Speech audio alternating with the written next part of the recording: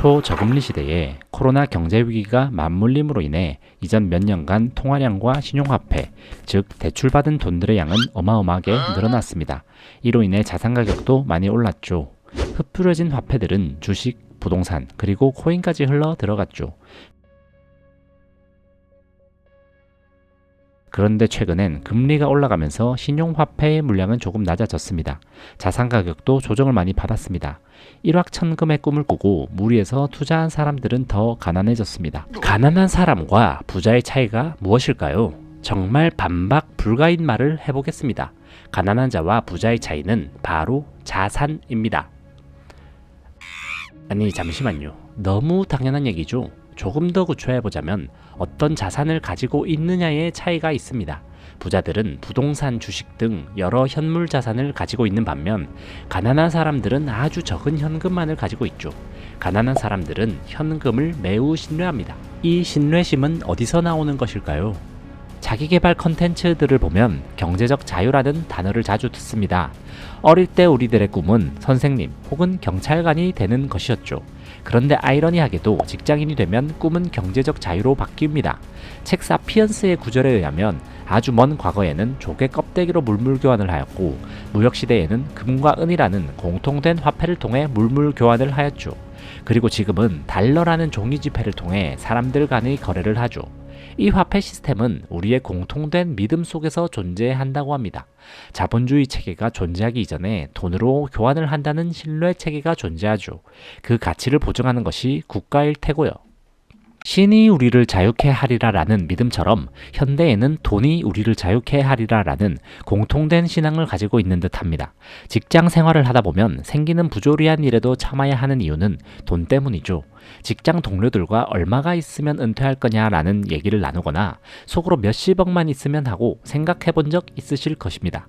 그러나 이 현금에 대한 믿음 때문에 가난한 사람은 그 적은 현금마저도 지키지 못하고 있습니다. 현대에는 금이나 조개로 거래하던 시절과 달라진 점이 하나 있죠. 바로 인플레이션입니다. 가난한 자와 부자의 차이는 바로 이 인플레이션에서 나타나는 것입니다. 근본위제가 폐지된 이후 화폐 팽창으로 인해 끝없이 화폐는 늘어나고 있습니다. 인플레이션이 일어나면 어떤 자산을 가지고 있느냐에 따라 풀려난 돈은 현물 자산을 가진 사람에게로 갑니다.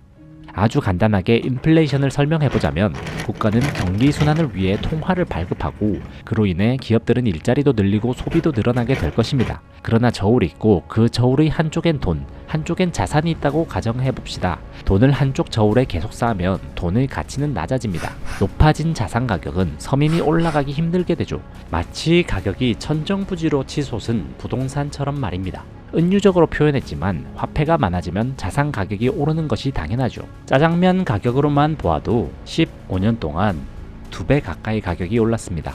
우리의 자산을 은행 예금에만 넣어둔다고 했을 때 4.7% 정도의 수익을 얻는다면 15년에 2배가 된다고 합니다. 요즘에 4.7% 이상의 예금은 찾기 힘들지만 4.7% 이상의 수익을 얻어야만 물가 상승률을 따라잡을 수 있는 것입니다.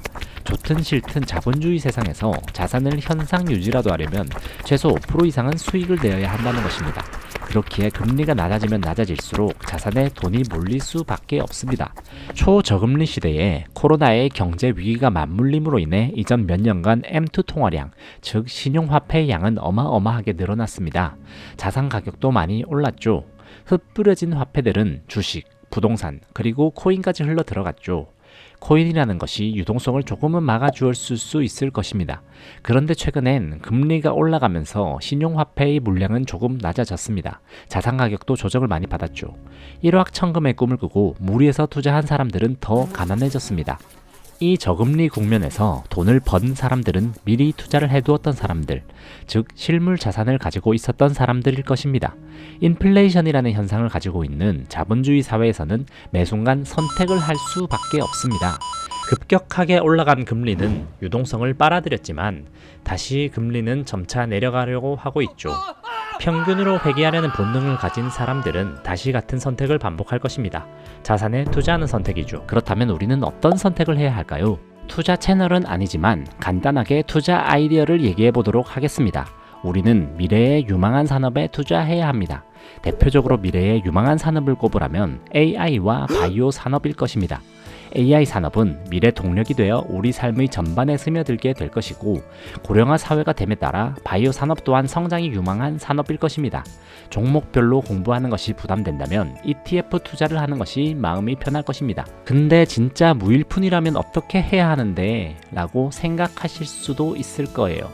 돈이 한 푼도 없는 사회 초년생이라도 부자와 똑같이 가진 자산 혹은 더 많은 자산이 있습니다. 그것은 바로 시간입니다. 이 시간이라는 화폐를 어떻게 쓰느냐에 따라 미래가 현저하게 달라질 것입니다.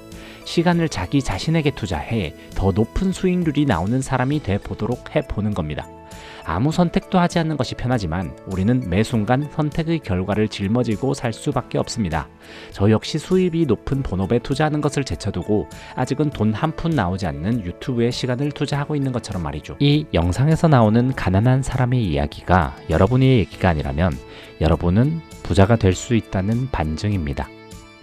여러분이 가진 자산과 매 순간 주어진 시간이라는 자산을 더 좋은 곳에 투자해 더 여유롭고 평범한 삶에서 벗어나는 시청자 여러분이 되시길 바라겠습니다. 감사합니다.